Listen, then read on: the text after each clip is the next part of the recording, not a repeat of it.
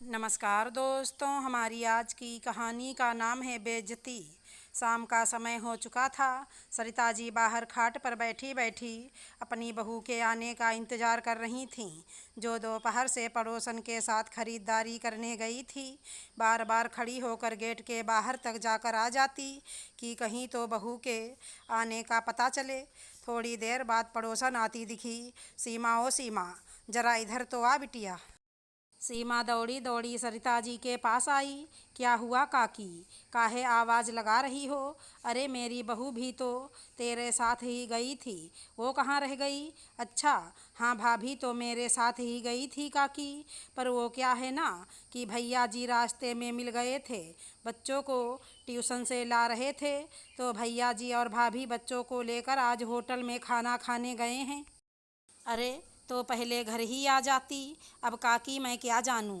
आते समय भैया जी दिख गए रास्ते में तो भाभी को लेकर के चले गए। भैया जी के पास तो कार भी है तो सामान उसी में रख लिया। अच्छा चल ठीक है, तू जा, सरिता जी ने ठंडी आहें भरते हुए जवाब दिया और वापस आकर अपनी खाट पर बैठ गईं। गाल पर आंसुओं की बूंदें भी ढुलक आईं। यहाँ ये बूढ़ी भूखी बैठी है, उसकी किसी को परवाह नहीं, और होटल में खाना खाने गए हैं। जाना है तो फिर जाओ, पर कम से कम मेरा तो बंदोबस्त करके जाओ। जाते समय रसोई में ताला लगाकर चाबी भी साथ ले गई, जैसे पता नहीं कि रसोई से मैं क्या चुरा कर खा लेती। सरिता अपने बेटे बहू मोहन और नैना के साथ रहती थीं।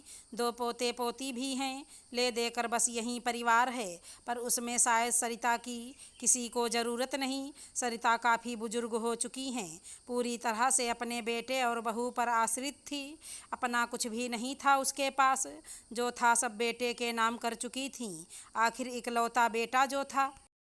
शादी के पूरे 15 साल बाद जन्मा था मोहन। ऐसा कोई धार्मिक स्थल नहीं था जहाँ पर सरिता और उसके पति ने बच्चे के लिए माथा नहीं टेका हो। खुद अभाव में रह लेते थे, लेकिन मोहन की हर ख्वाहिश पूरी करते थे। दिन रात मेहनत करके बच्चे को पढ़ाया लिखाया, काबिल बनाया। पढ़ी लिखी नैना से उसका विवाह करवाया। जिम्मेदारी निभाते निभाते ही विनोद की मृत्यु हो गई।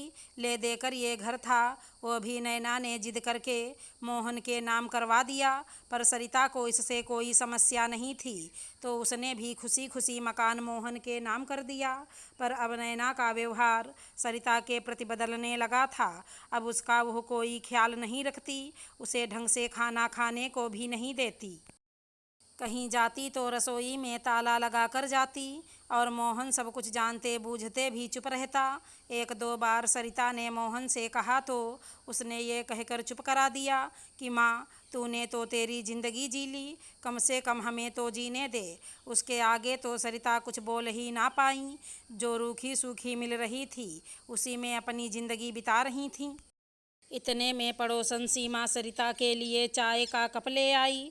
लो काकी, चाय पी लो। चाय का कप हाथ में लेते हुए सरिता ने झिझकते हुए कहा, बिटिया तुझे परेशानी ना हो तो एक बात कहूँ? हाँ बोलो काकी, क्या बात है? बिटिया वो अगर तेरे घर में एक दो रोटी रखी हों तो वो भी दे दे, चाय के साथ ही खा लूँगी। सरिता की बात सुनकर सीमा एक पल को चुप हो गई, फिर बोली, ठीक है काकी, अभी लेकर आती हूँ। सीमा अपने घर गई और फटाफट दो रोटी सेक कर सब्जी के साथ सरिता के लिए ले आई। अरे गरम रोटी नहीं, ठंडी रोटी ही दे देती, मैं तो चाय के साथ खा लेती। अरे नहीं काकी, कोई बात नहीं, आप तो खा लो, और चाहिए तो ले लेना।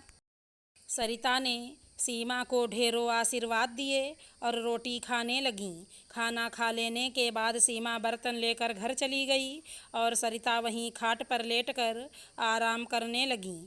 रात को 11 बजे मोहन, नैना और बच्चे घर लौटे। आज तो बहुत थक गए, नींद बहुत आ रही है। मोहन ने कहा, हाँ सही कहा, अब तो मेरे बस की भी नहीं है कोई काम करने की। बच्चों, तुम लोग तो अपने कमरे में जाकर सो जाओ, मैं ये सामान अंदर कमरे में रखती हूँ, फिर हम भी सोएंगे। अरे माँ को कुछ खाने को दिया कि नहीं? माँ का नाम सुनते ही नैना का मुंह बिगड़ गया। देती हूँ, ये भी एक आफत ही है। पता नहीं कब भगवान चैन की जिंदगी देगा। बड़बड़ करती हुई नैना रसोई का ताला खोल कर रसोई में गई और अंदर से एक कटोरी में दूध और 4 ब्रेड लाकर माँ के सामने रख दिए। मेरी हिम्मत नहीं है खाना बनाने की, अभी तो आप यहीं खाकर पेट भर लो। बहू, मैंने खाना देखिए, अभी मुझे कोई बकवास नहीं सुननी। मैं बहुत ज़्यादा थक चुकी हूँ, इसलिए मैं कुछ बना नहीं सकती। जो दिया है वहीं खा लीजिए। मैं जा रही हूँ सोने के लिए। माँ की बात सुने बगैर ही नैना कमरे में जाकर सो गई। सरिता ने दूध और ब्रेड एक तरफ रखा और खाट पर दोबारा लेट गईं। सुबह हुई तो नैना की चिल्लाने की आवाज़ से मोहन की नींद खुल गई।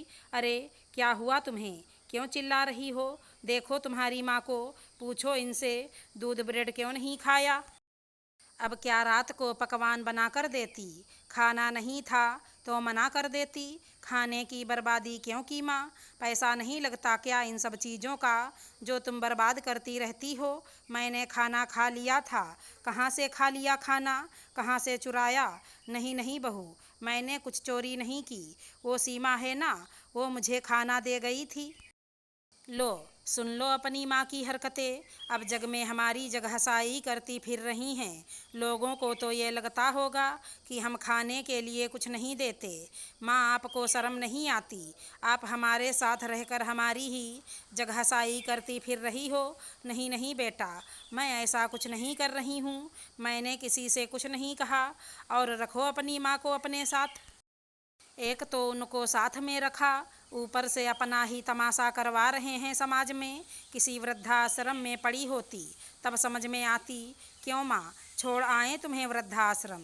जानती हो, दोनों टाइम रूखी रोटी देते हैं, वो भी एक टाइम पतली दाल के साथ और दूसरे टाइम सूखी सब्जी के साथ। बेटा, वहाँ रोटी तो टाइम से देते हैं ना? क्या क्या कहा आपने? कम से कम वहाँ 2 वक्त की चैन और सुकून की रोटी तो मिलेगी मुझे। वहाँ तुम लोगों की तरह ताने मारने वाला तो कोई नहीं होगा ना। तू मुझे छोड़ ही आ। तू बस बता देना मुझे कब जाना है, मैं खुशी खुशी अपना सामान पैक कर लूँगी। माँ की बात सुनकर मोहन और नैना की आंखें झुक गईं। पर सरिता वृद्धाश्रम जाने के नाम पर बेहद खुश थीं। पर लोक लाज का मुखौटा पहने दोनों ने समाज के डर के कारण सरिता को वृद्धाश्रम नहीं भेजा। अगर हमारी कहानी पसंद आई हो तो चैनल को लाइक शेयर सब्सक्राइब करें। राधे राधे दोस्तों।